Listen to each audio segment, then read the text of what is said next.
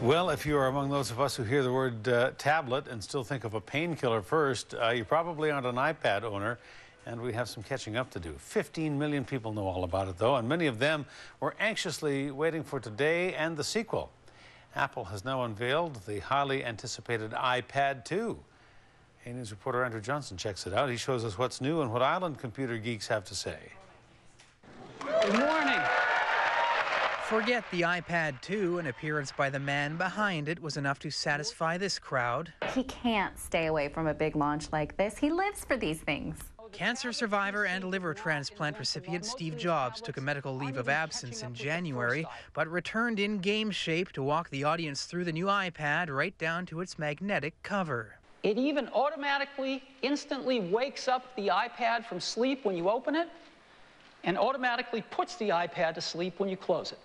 The iPad 2 is thinner than the original by about a third, and it's a bit lighter too. Jobs says it almost floats in your hand. That seems unlikely, but there is no questioning the claim it will be faster thanks to a new dual-core processor. I've got the iPhone, the iPad, and I've got an iMac at home as well. Stephen Orr was glued to the announcement at the UVic Computer Store, and the self-described Apple fanboy likes what he sees. You can edit an entire movie on an iPad now, which is insane. He also gives a thumbs up to the front and rear-facing cameras.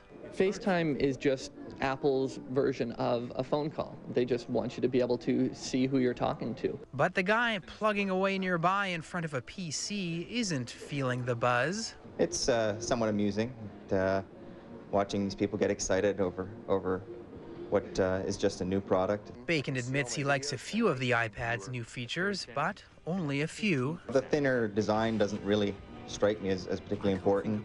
A longer battery life would have been nice. His Apple-loving friend admits feeling the same way about the battery, but needs to get his hands on the iPad 2 to render his final verdict.